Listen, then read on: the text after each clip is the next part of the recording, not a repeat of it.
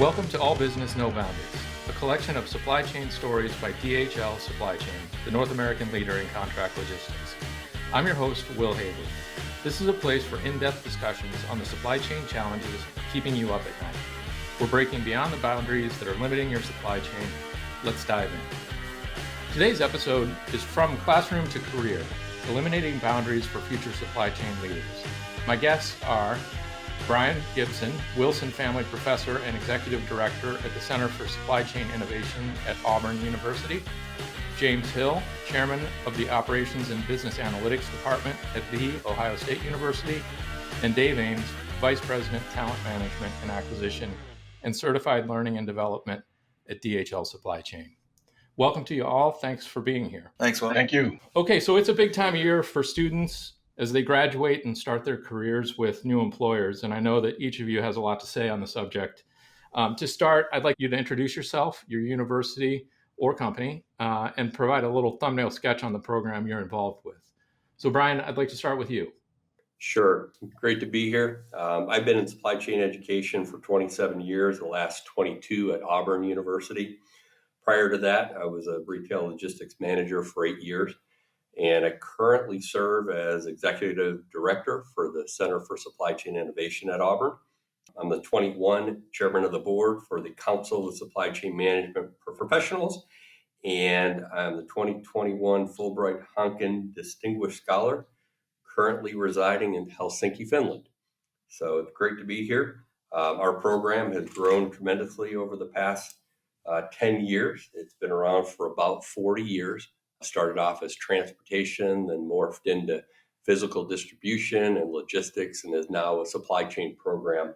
And what I would call kind of a true supply chain program, because we actually combined our logistics and operations management programs into supply chain management. We give students a full coverage of plan, buy, make, move, and deliver, and return, and everything involved in a supply chain overall. So it's a great opportunity for students to learn. Terrific. Thanks for that. And I do want to come back to kind of some more specifics on how the program has evolved over time. Okay. James Hill, could you please introduce yourself? Yes, my name is James Hill.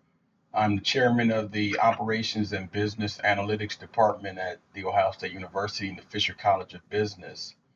Before I went into academia, I spent several years in supply chain. At that time, it was called Product Availability Manager at PepsiCo, with range of responsibilities from production plant through the distribution center, really all the way out to the field warehouses. I was on the faculty at Vanderbilt University before coming to Ohio State. And here at Ohio State, our supply chain program is really unique. And let me explain that, is that we have a logistics major and we have an operations major. And our students, in order to get the full supply chain undergraduate experience, they major in both operations and logistics management. We also have a purchasing major to go with that. And so if you put those three together, they get the full experience of supply chain at the undergraduate level. Our students at the graduate level actually do the same thing, is they pull all three together. Now we have a business operational excellence major also, which is really a deep dive into the operational excellence component. That's the Lean Six Sigma part of the supply chain professional. In the future, we're going to be bringing online, hopefully in 2022, a Master's of Science in supply chain here at Ohio State. Super. So Dave, maybe a slightly different twist on this question. Obviously, you and I know we have a partnership with these two schools. If you could maybe talk about sort of what that looks like, and if you could avoid getting into football rivalry. You know, there are three of us here in Columbus, Ohio, and Brian's. Yeah, that would be unfair. So I would not want to do that to someone who's such a supporter of the college recruiting program that we run here. You did mention my title before, Will, and basically what that means is that I've got the privilege of leading a team of about 90 folks that do all of our talent acquisition, the hourly workforce, the salaried workforce, inclusive of our college recruiting program, and also lead a team responsible for talent management and learning and development, primarily for our salaried workforce. I'm going on 18 years here with the organization, and one of the things that has been just super meaningful to me was that I was one of the people who brought the college recruiting program to this organization. When we saw that there was a need, we did a pilot in 2005, and we've grown it to what it is today, which is a program that hires around 250 full-time people and about 250 interns directly from colleges and universities across North America. Over the course of the last 5 years, we have hired about 1,000 college students and just shy of 900 into intern opportunities. And what's really cool about Auburn and Ohio State is that these two universities are two of 50 plus that we go to, just based on where we need to be, where our distribution centers are, where people are willing to relocate to, and things of that nature. But these two universities represent 13% of the full-time hires and 19% of the interns that we've hired in the last 5 years, which says a lot to come from two universities. Excellent. So, James, you've been in the academia around supply chain for some time at Ohio State. Can you dimension, sort of how big your program is and maybe some of the key points of evolution in it over the last 10, 15 years or so? Sure. At the undergraduate level, between our logistics and our operations, our supply chain program, we graduate about 700 to 800 students. In our graduate program, it's a little bit smaller. That number is probably 50 to 100. In the past, I'm going to go back about 10 years to look at, where we are right now in comparison to where we were 10 years ago. We made probably two major adjustments to our supply chain program. The first one is when we incorporated the operational excellence dimension to supply chain. And that's our Lean Six Sigma concentration in our College of Business, incorporating that into the supply chain program. So therefore, students get a yellow belt when they come out of Ohio State with this supply chain degree. The second dimension that we really expanded on probably the last 3 to 5 years is the notion of the business analytics. And so we have a minor in analytics, and our students that come out in the supply chain area also get the chance to get the minor in analytics. And we've really been pushing that, I'd say, over the last 3 years. And it's really been coming from our customers. Our corporate members have merely been asking for the analytics. And so we've introduced that into our supply chain program also. It's amazing that you're doing that too, because your customers who are asking for that are probably some of the same people that we're seeing asking the same questions. And a program that was built here on hiring, I would suggest 95% operations professionals into operations roles when we started it 15 years ago, is still predominantly operations, but not nearly as much. Right now, the target's about 75% operations roles, and the other 25% are looking for those analytical mindsets and those systems types of people that the colleges and universities are doing just such an amazing job of developing and educating. Hey, Brian, can you tell us a little bit about Auburn's evolution? Sure. When I arrived at Auburn, we had about 40 majors and 3 faculty members. And early on, we used to give students a T-shirt that said the best major you've never heard of to try and recruit. Fast forward to 2021, and we've got faculty asking, can we set up enrollment caps because the program is getting quite big. So we're up to 600 students. We've got 14 faculty members and 4 support staff that help with everything from your normal administrative assistant work to helping with internships, helping with full-time recruiting and professional development. So it's a big team now, and they all do a great job. We're regularly ranked in the top 10 of the Gartner North American top supply chain undergraduate programs. We are starting a Master's of Science in supply chain this fall.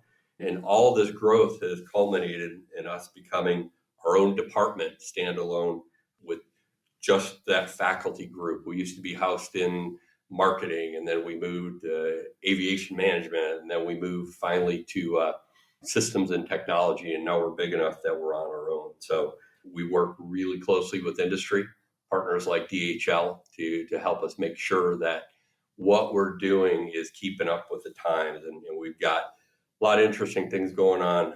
We've got a kind of a tools and tech and enterprise systems option for our students where they can get a SAP certificate and sit for the SAP TERP 10 certification.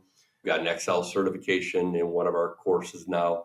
And just the explosion of technology and analytics, similar to what James said, it's really in high demand from our employers, and we're always striving to deliver that. Great. Well, if nobody heard of supply chain before the pandemic, they certainly have by now. No, that's absolutely right. When you bring up the pandemic, we've been asked by media outlets all over the world just to come in and talk on virtual formats about supply chain. And one thing I can say is that the corporate involvement in the programs, as we were just talking about, Brian was mentioning, is continuing to grow because they see the impact that these undergraduate students can have on their organization. And here at Ohio State, we have a Center for Operational Excellence, and thanks to DHL for being one of our board members in the center. But we get tremendous engagement, not only from interacting with our students relative to internship possibilities, but also as sounding board for the faculty to continuously improve our curriculum because supply chain is changing at such a rapid pace. And so we need to keep up. And no way better to keep up through our center corporate members. Dave, turning it around, how does DHL work with places like OSU and Auburn to influence curriculum or even if you want to talk about sort of the recruiting engine, how does your team do that? Yeah, I mean, there's a variety of different ways. I mean, look, the Auburns and the Ohio States of the world are the purple squirrels of colleges and universities that we look to partner with because these kinds of relationships and these kinds of students don't come around all the time, right? I think a lot of organizations who target supply chain and operations management people wind up going to a university and showing up at a career fair and potentially keeping their fingers crossed that the right students come across their booth when they're at that career fair, whether it's virtual or in person. But the ability to partner with the actual folks who are coming up with the curriculum and teaching the curriculum and helping bring to life what they're trying to teach the students is amazing because I think, it's one thing to talk about things theoretically and here's how a supply chain should work. But it's another thing to be able to partner with universities to be able to come in and add real life examples and answer questions about, yes, this is what it says in the book and this is how it should work and here's how it is deployed.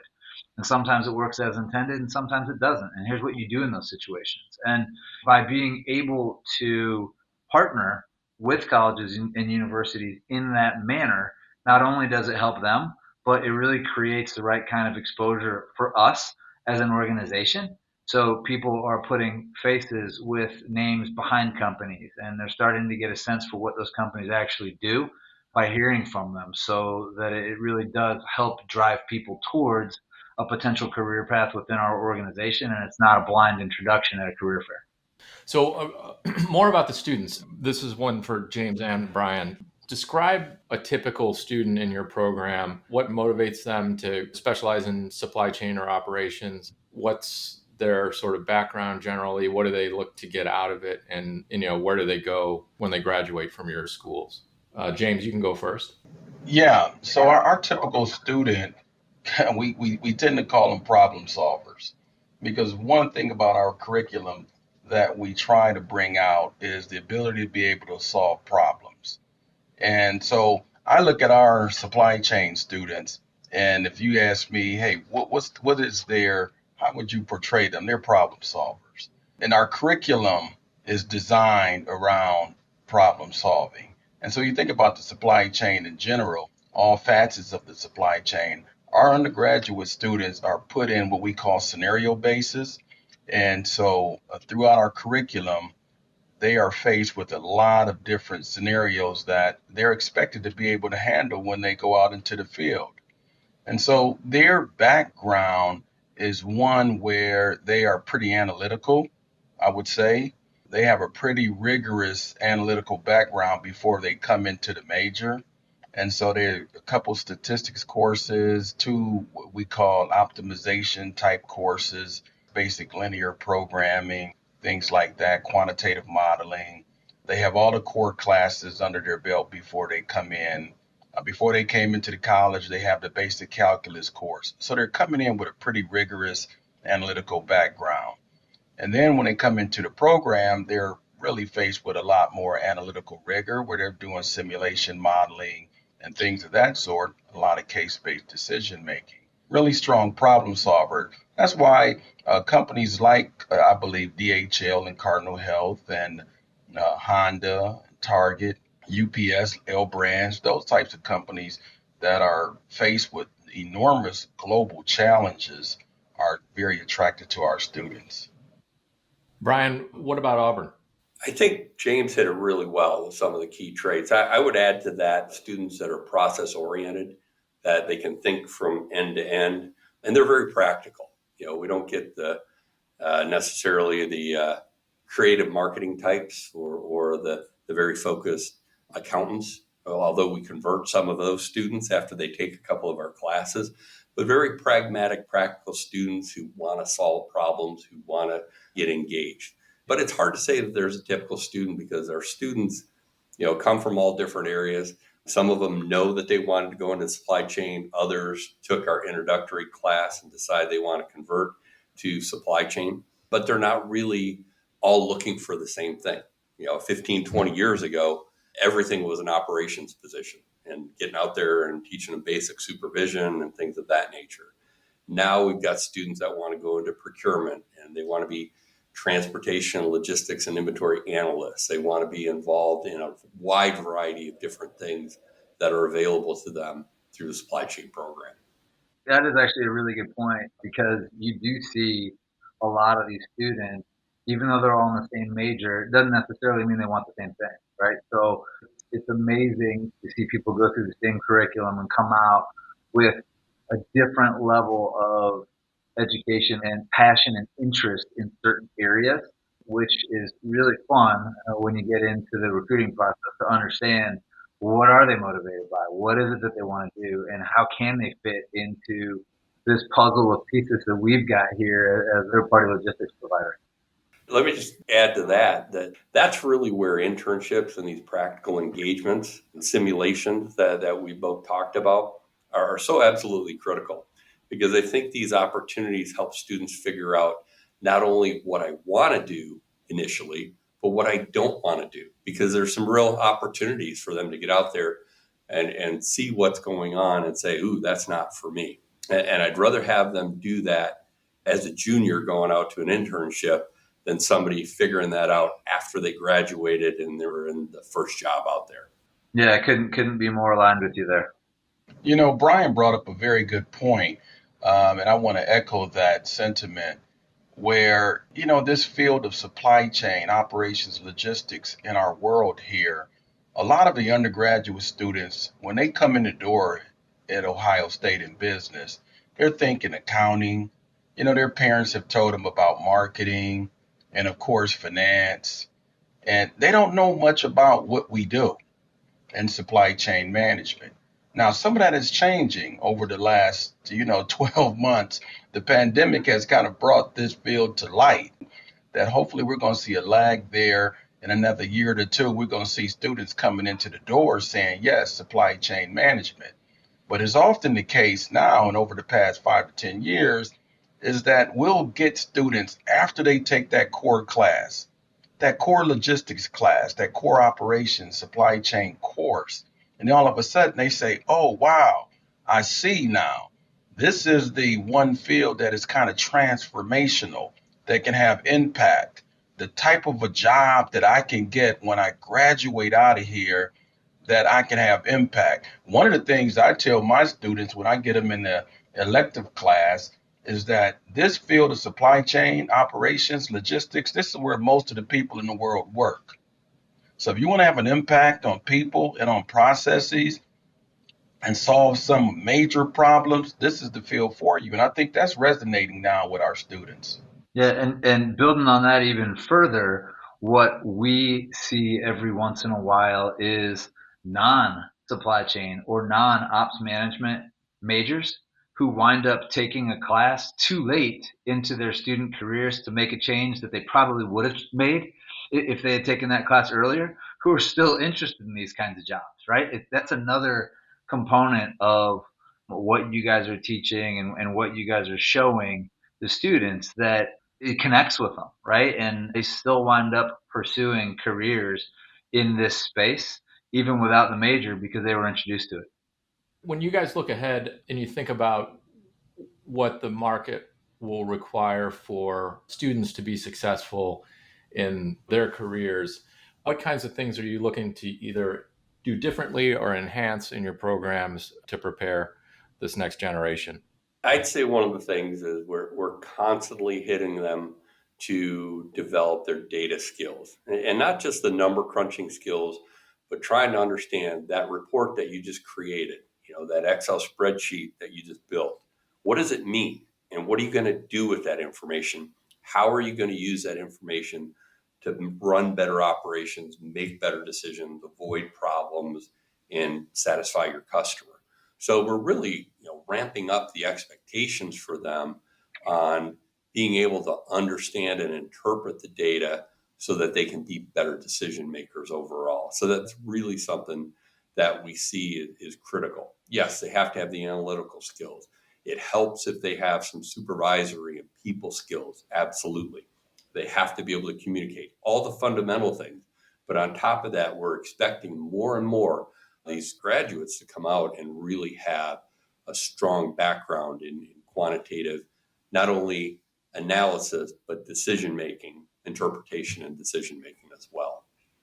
Yeah, that's interesting. So Dave, when you take in a class of college recruits, obviously you're placing them into the various parts of the business, but from a developmental standpoint, how do you kind of pick up from all the good work that, Brian and James lead in their universities and translate that into the workplace? There's a lot of different ways that we go about doing that. And we've really come a long way in terms of creating the right kind of program and the right kind of environment to enable the students to be successful. We talk a lot when we're on campus about the fact that we're not a designed rotational program, right? We want to talk to people about what it is that they want to do coming in the door, put them in positions where they can be successful, but then continue to talk to them about what it is that they want to do next, where they want to go geographically, what does the business need, and how do their skills and abilities match up, whether that's in an operations role or a support role, to be able to do that. And we've aided in that by dedicating a headcount to making sure that we've got someone within our college recruiting program who is having one-on-one conversations with everyone who joins the organization through the program for the first 2 years of their career.